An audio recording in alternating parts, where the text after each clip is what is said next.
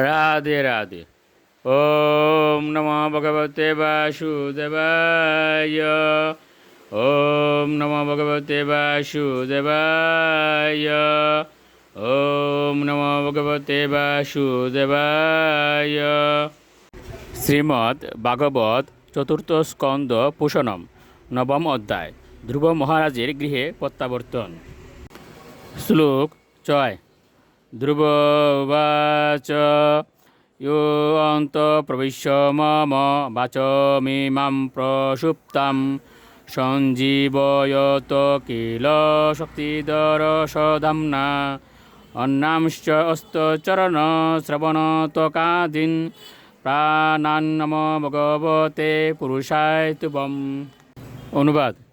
ধ্রুব মহারাজ বললেন, এ ভগবান, আপনি সর্বশক্তিমান।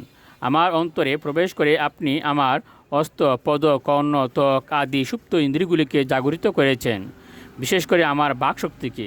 আমি আপনাকে আমার সশ্রদ্ধ প্রণতি নিবেদন করি। শ্লোক 7।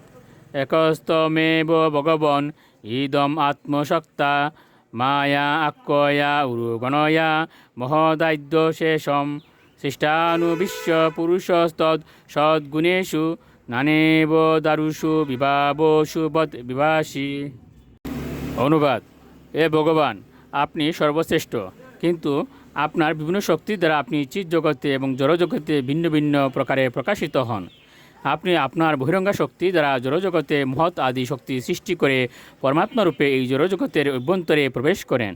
আপনি পরম পুরুষ এবং জড়া প্রকৃতির ক্ষণস্থায়ী গুণের মাধ্যমে আপনি নানা প্রকার রূপ প্রকাশ করেন, ঠিক যেমন অগ্নি বিভিন্ন আকৃতির কাষ্ঠখণ্ডে প্রবিষ্ট হয়ে বিভিন্ন রূপে প্রজ্বলিত হয়। শ্লোক 8। তদ্দতয়া বয়ুনয়েদম অচষ্ট বিশ্বম সুপ্ত প্রবুদ্ধ ইবনাত ভবৎ প্রপন্ন তৈশ্য আপবর্গ শরণম তব পাদমূলম বিস্মর্যতে কৃতবিদা কতমার্ত বন্ধ। অনুবাদ। এ প্রভু, ব্রহ্মা পূর্ণরূপে আপনার শরণাগত। সৃষ্টির আদিতে আপনি তাকে জ্ঞান প্রদান করেছিলেন, তার ফলে তিনি সমগ্র ব্রহ্মাণ্ড দর্শন করতে পেরেছিলেন এবং হৃদয়ঙ্গম করতে পেরেছিলেন। ঠিক যেমন সুপ্তোদিত ব্যক্তি ঘুম থেকে জেগে ওঠার পরেই তার কর্তব্য উপলব্ধি করতে পারে। আপনি মুক্তিকামীদের একমাত্র আশ্রয় এবং আপনি সমস্ত আর্ত ব্যক্তিদের বন্ধু। অতএব পূর্ণ জ্ঞান প্রাপ্ত হয়েছেন যে বিজ্ঞ ব্যক্তি, তিনি কিভাবে আপনাকে বিস্মিত হতে পারেন। শ্লোক 9। নূনম বিমুষ্টমতয়স্তব মায়য়া তে ইয়ে তাম ভবাপয় বিমুক্ষণম অন্য হেতোঃ অর্চন্তি কল্পকতরুম কুনপোপভুগ্যম ইচ্ছন্তি যৎ স্পর্শজম নিরয়ে অপি নিনাম। অনুবাদ। যারা এই চামড়ার তলিটির ইন্দ্রিয় তৃপ্তির জন্য কেবল আপনার পূজা করে, তারা অবশ্যই আপনার মায়াশক্তি দ্বারা প্রভাবিত। সংসার বন্ধন থেকে মুক্ত হওয়ার কারণস্বরূপ আপনার মতো কল্পবৃক্ষকে পাওয়া সত্ত্বেও আমার মতো মূর্খ ব্যক্তিরা সেই ইন্দ্রিয় তৃপ্তি লাভের জন্য আপনার কাছে বর প্রার্থনা করে, যা নরকেও লাভ হয়। শ্লোক 10। ইয়া নিবৃত্তি তনুবৃতাম তব পাদপদ্ম ধ্যানাদ্বজ্জন কথা শ্রবণেন বাসেত সা ব্রহ্মণি সমহিমন্যপি নাত্মাবোধ কেম তন্ত কাশী ললিতাৎ পততাম বিমানাৎ। অনুবাদ।